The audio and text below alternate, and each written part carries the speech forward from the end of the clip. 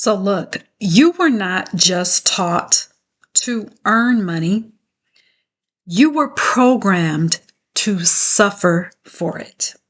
All right, stay tuned because we are talking about this in this segment of Money, Miracles, and Magic. I am Tamara Tamu. This is the Unleashed Alchemy YouTube channel where every single Thursday we talk about how programming affects our money life. In this segment of Money, Miracles, and Magic, we're talking about how the notion of having to sacrifice and doing all these things we don't want to do that equates to money and how limiting that idea is. So let's jump into today's episode. Stay to the end because I am going to give you a practical step that you can start to implement into your life right now that will help you uncover that thread to sever that sacrifice link so that you can experience the overflow of money and the abundance of money that you were made to experience, okay, in this lifetime. So I'm going to talk about this. This is going to ruffle some feathers, all right, but let's talk about it. So a lot of us grew up hearing phrases from family, from parents saying, well, I sacrificed all of this, or I sacrificed doing the things that I really wanted to do so that you could live a certain way. My parents sacrificed for me, so now I sacrifice for you. And the question is, number one, how does that impress the subconscious of a young mind? Well, what happens is we grow up as adults still carrying on with the consciousness that in order for us to have what we want, in this case, we're talking about money, that there has to be a long line of all of these sacrifices. With that question, then we also have to ask, when does the sacrifice stop? When does the sacrifice stop? When do you allow your abundant identity to come online and say, well, hold up. I was put here to be abundant in all things, including money. It is my natural makeup. Abundance is my natural makeup. No sacrifice required. Was there a sacrifice to have a heartbeat? No. Is there a sacrifice for us to have unlimited breath? No. There is another way of existing, okay? Abundance does not require sacrifice. It doesn't require for you pushing away your joy and delaying your joy and doing a bunch of shit that you don't want to do in order to experience abundance. There is another way of existing. How does this tie into religious programming? Well, in religious programming, in religion, you're programmed to put yourself last. You learn to put yourself last. You learn that you are not a priority.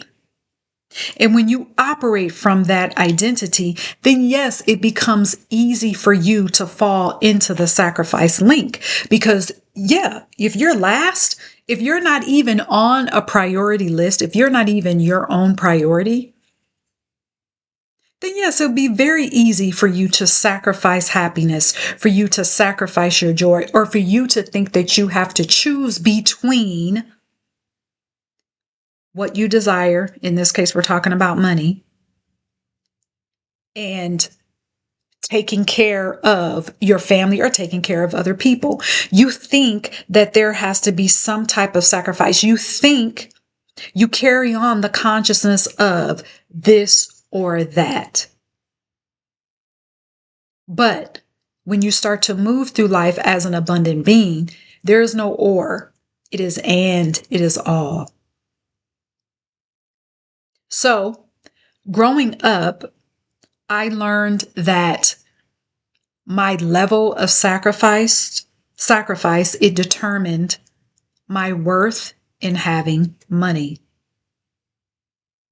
So I live my life very much wondering and judging, well, I only deserve what I desire, only deserve this money if I have sacrificed my time or if I've sacrificed giving my own money to other people.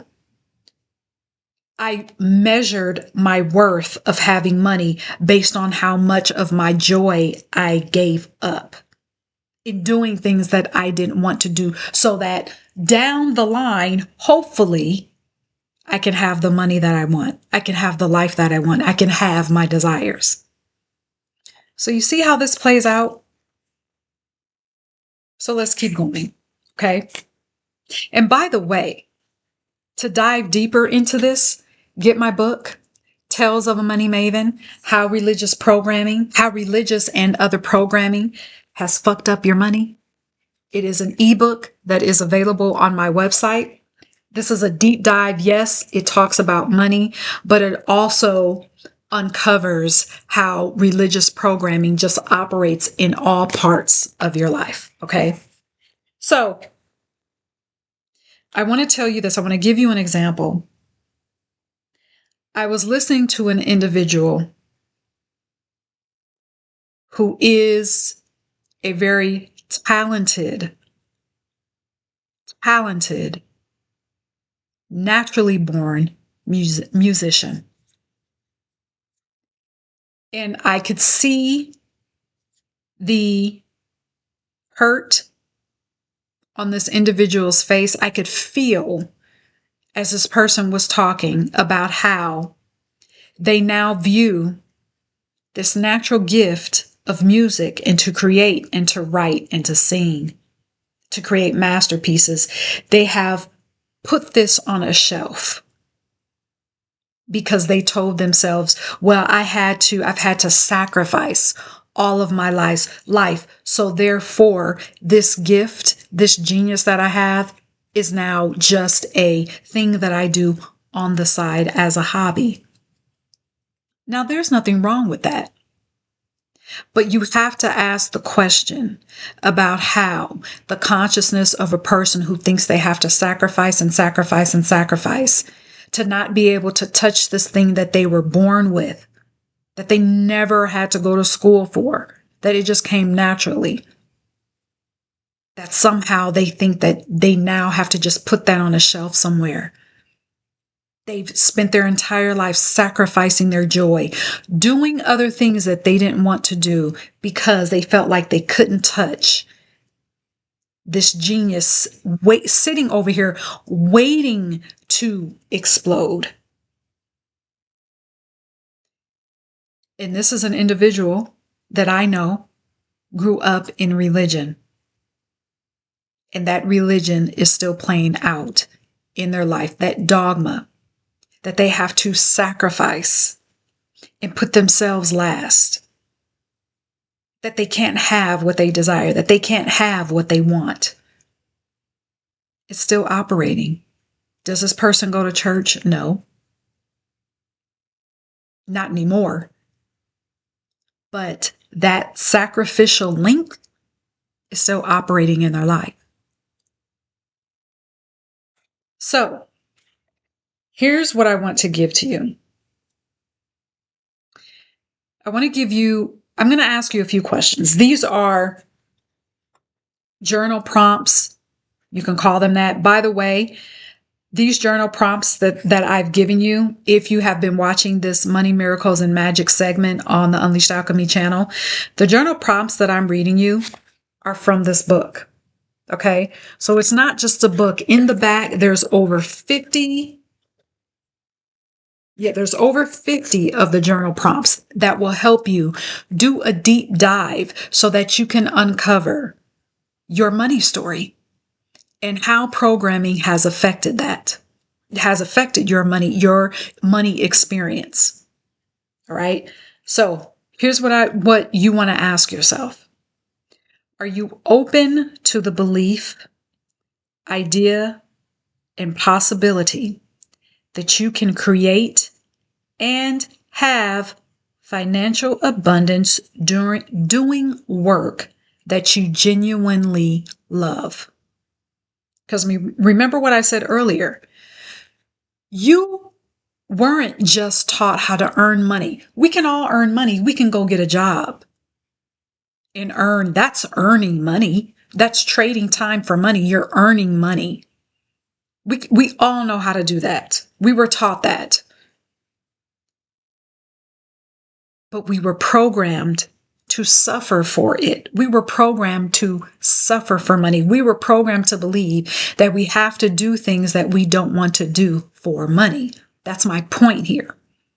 So yes, we can all go get a job. But is it something we genuinely love? Many of us, if you're like me, if you're watching this and you're like me, I don't love any job because I am a person that has to work for herself. I have to. The idea of someone telling me when I can go on vacation,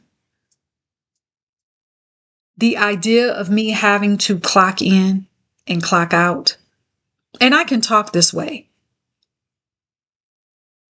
Yeah, I'm talking about myself. So I'm not talking about if you are watching this, you like your job. Okay, that's wonderful. I'm not talking bad about people who had jobs. Okay, so let's get beyond that. When you know who you are, you can say these things. I know who I am, so I can talk this way. We were taught that we have to do things that we don't like for money. Here's the next question. Do you believe that you have to do things that you don't want to have money? And not to just have money, but to have it in overflow. And we also know, I'm going to say this and then end it. We also know that when you go work for a job, there's no overflow of money because there is a cap on what that company has told you that they're going to pay you to do a certain job. So I'm going to read these two questions again that I want you to examine for yourself. Give yourself 5 minutes. Give yourself 10 minutes. Okay. Go, if you have a space outside where you can go sit outside in a park somewhere and just journal this. To be silent, to be quiet, to be in nature and examine the root of your money story and your experience. Without judgment. This is an observation that you're making. So, are you open to the belief, the idea, the possibility that you can create and have financial abundance doing work that you genuinely love? Or do you believe that you have to do things you don't want to do for money? And then ask yourself why. Where did that come from? Does that belief system belong to you anymore? Are you ready to create your own belief system around money now? As a sovereign being, not only can you create your own belief system, but you can walk in it and express it and live it. So if you're ready to have a more elevated experience with your money, keep watching. Keep watching Money, Miracles, and Magic segment on the YouTube channel, on my YouTube channel. And if you are new here and you have been watching, you have not subscribed yet, go ahead and subscribe. Go to unleashedalchemy.com where you can pick up this book. Okay. My book, Tales of a Money Maven. All right. And until next time, be sovereign and be rich.